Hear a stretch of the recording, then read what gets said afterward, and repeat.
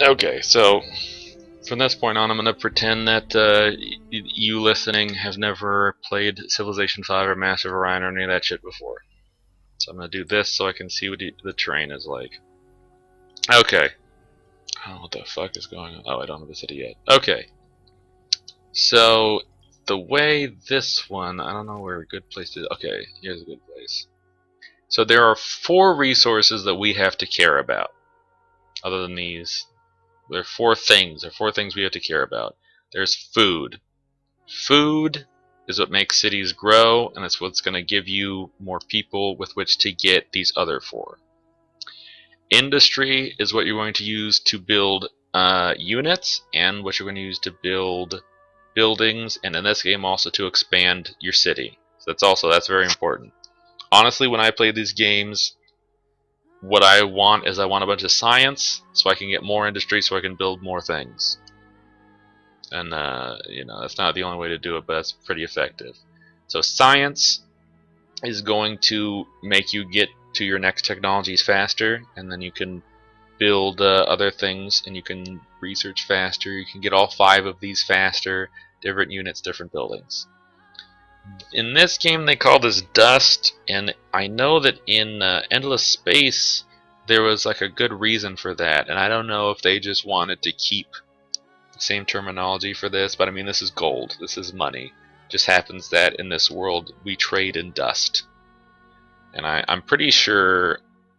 I'm pretty sure in Endless Space that was a Dune reference, like the dust must flow, right? Like it was a Spice reference. I don't know. This is interesting. In this game, there's actually sort of a diplomatic currency, and that's like these other four are pretty standard in the genre. I think, yes, even like Massive Orion 2, like you go back into the mid 90s, you had food, industry, science, and gold. And like I can Civ 5 has all those. Civ 5 I guess like tries to add a bunch of other bells and whistles, but at the heart of it, you're doing these four things.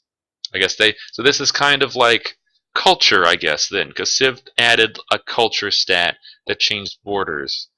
But I don't know if this necessarily changes borders, so I don't know. Maybe that's not alright. Anyway, I know that when you're doing diplomatic things, when you're talking to other races, you spend this to. If you don't have enough of this, you can't even declare war on someone. And I don't know necessarily how that works, but I guess it's trying to say you don't have enough social grace to declare war on them and not like piss off the entire world. That's the head canon that I'm inventing for that. That's the reason you need influence points to declare war on someone, because you would think that you would just ride up and fucking destroy them. Anyway, that's interesting. I'm sure there's other uses for that I haven't seen yet. So what I'm gonna do is get out of here, and now I have a settler here. I'm gonna actually select him specifically, and I'm going to found my capital city. And so when I do that, I've turned on these icons so I know what the terrain is like, because I don't have this stuff. I think even if you had this stuff memorized, there's so many weird things in this that can change it that I think you should probably just always have this on in this game. So we can see here's 2 food, 1 gold. If I have control over that square, that hexagon, science, industry, even some influence, because this is ruins, and you can see down there at the bottom and the effects over there, endless excavation is the dragon ability that gets extra stuff from ruins. So I can even get some diplomacy points if I manage to get that in my sphere. And see, I see this is also some interesting thing. That'll even give me some extra happiness for my city. Now my problem in the first game is that I didn't have enough food or industry. I went way overboard trying to get a bunch of science. I don't see a lot of food over here in general, but I think if I can grab these two, I'll actually have a lot of science. I'll have more industry than I did before. And I guess we're just gonna have to make the food thing work. Because I don't even want to move around too much and waste all my movement points. I guess so. I guess so. Maybe this is a bad decision, but I guess so. So as I move, you can see the fog of war goes around. I think that's a neat effect, the way they do it. We'll look at that more when we start moving these guys around. So now I'm going to found a city. And in this game, when I found it, I'm getting the resources from all of these tiles. Right? So that's why I was looking at these two specifically, because in order to get both of these, I had to be either right here or right here. This is going to be too far away, so I wouldn't be able to get it on a single turn. And we can expand a little later. I just had trouble expanding when I played before. Alright, so now these are two military units. I'm going to split them up so I can explore more easily. Right here we can see that they have 4 movement points. This looks to be their vision. Health points. Alright, 800 seems like a lot, but okay. And then they're grouped together, and in this game, in an endless space, there's actually a maximum, by technology, a maximum amount of units you can have in a single army. And I'm sure we'll get it into combat eventually, but combat is pretty involved, more involved than Civ 5, for example. So let's move him over here. You have to move him at least once to get... Hello. What are we doing? Get over here. Is there some kind of fucking... I think this is a rise that I actually can't move. Okay, what the fuck are you doing, dude? Okay. I think this is impeding my movement, and I just couldn't see that. Because, see, normally when you move, you get this. See, yeah, what the fuck? You get this telling me 1 turn to move here, 2 turn to move here. And so, if you're splitting an army, and you try to just tell one guy to move, you don't get this. Really? Can I? Hold on. Is there any way to like rotate the camera easily? Not easily, I guess. I think, yeah, there's a fucking cliff this whole way that I didn't see. That, I guess, is fine, because all the important tiles are down where I was. That could have fucked me up. I had no idea. I want that life tree. Okay, so I zoom out. One thing I want to mention, so because I'm the dragons, I can see that these are where the other 4 guys are. So I know that I don't really want to explore up over there too quickly. I want to kind of meander around in this area. But each region has its own little name. And I'm not sure if you can have multiple settlements, multiple cities in the same region. I don't know. I feel like you should be able to. Maybe it doesn't make sense if you can't, but you can also make these cities bigger. So I don't know if the end game is that this city just fucking envelops this whole area right here, or if, like Civ, I'm really going to want to crank out settlers at some point and make a bunch of cities. I don't know yet. So in this case, even though I said I didn't want to go up there, I do actually have to kind of go up over here. See, like, isn't that nice? It's like a water painting. You can see that this is like coming in, so it's raising up out of all this is flat because we don't know. And as we know, it fucking slants. I like this. I like that. That's what I like. I like that right there. What the fuck? Okay, get him over here. There must be a way to rotate the camera, because if I did, I would probably rather be looking from top down in this case, so I can just see this wall and never forget. That's a fucking... Okay, I was supposed to explore that. I'll do that next turn. This is it telling me... Okay, this is it telling me all the different factions that I know. Because I've seen those other guys, I can also see when they're right next to a minor faction. So in this game, a minor faction is that in each region of the world, there's a minor faction that, if left unchecked, will start sending units at you, which is something that in Civ 5 there were barbarians that did that.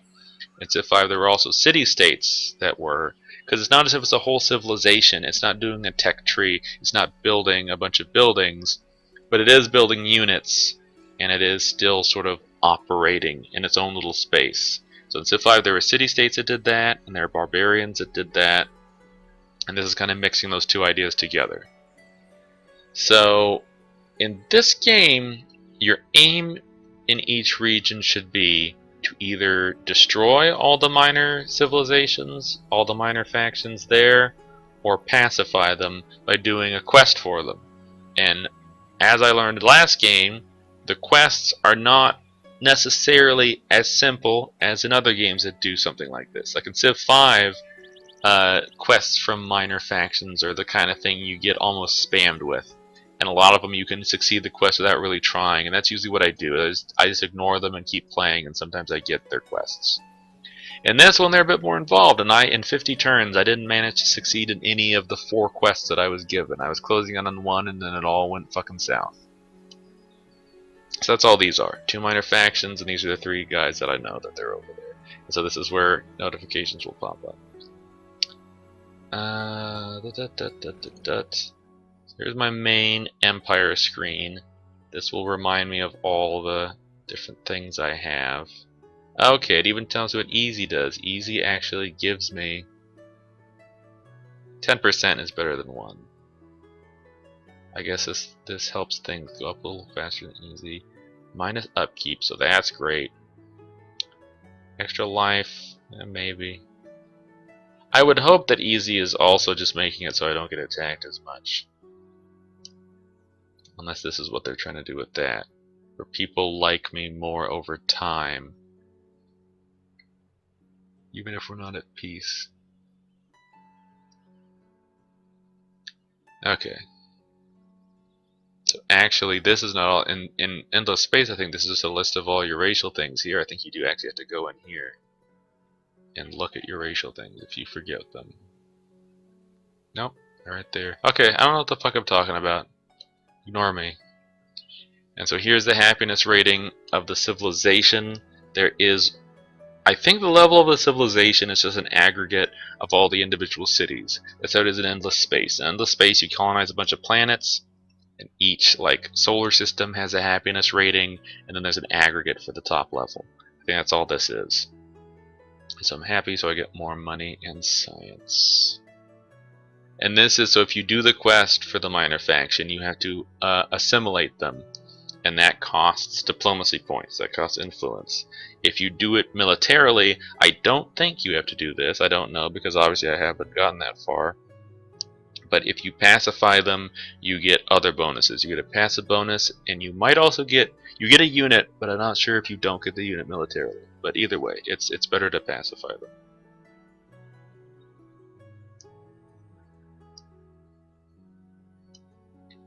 Strategic resources and luxury resources, things you're going to find on the map. We'll just cross that bridge when we come to it, because they work a little differently than I'm used to. I got no fucking idea what stockpiles are. They're used to boost your empire, are purchased at the marketplace.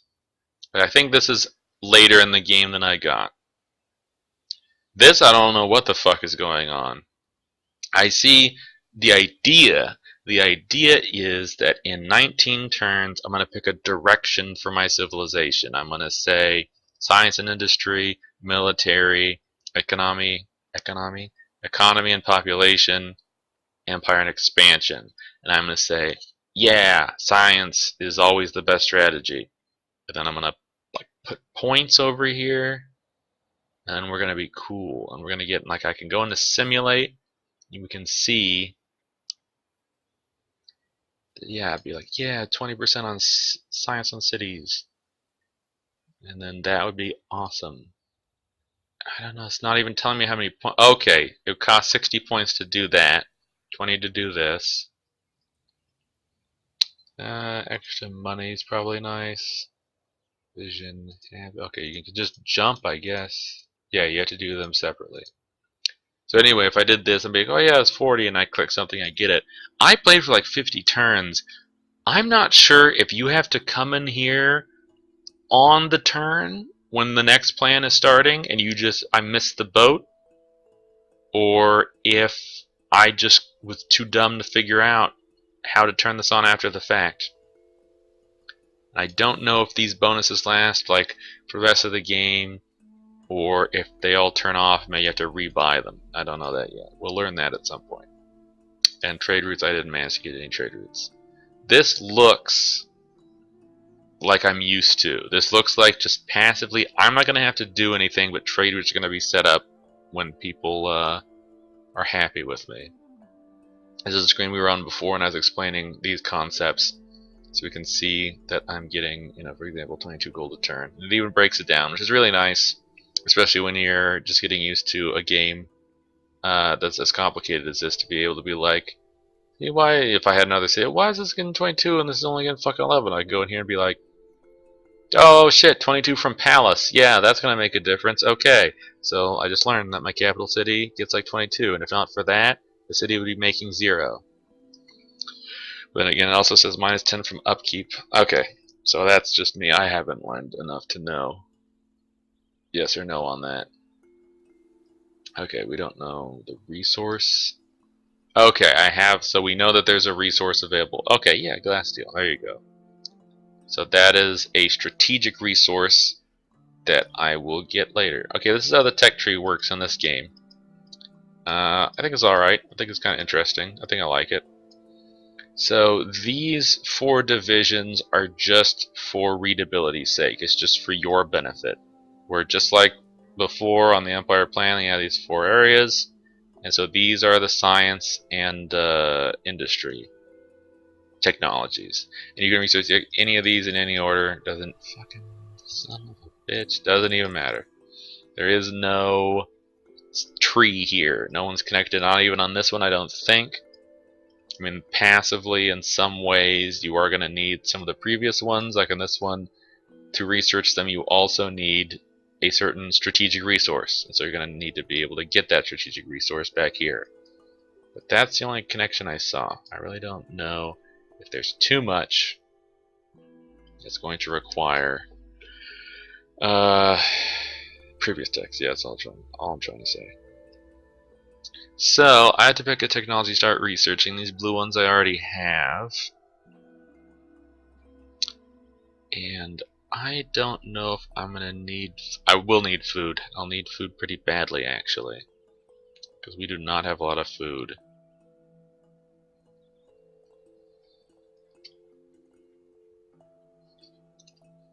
Okay, I think this is the only place that food's gonna be. This says expansion down here. That seems to be more happiness. And what is this? Okay, I think the yellow ones are race specific. So for example, I did not have this +1 minor faction assimilation slot on my previous run.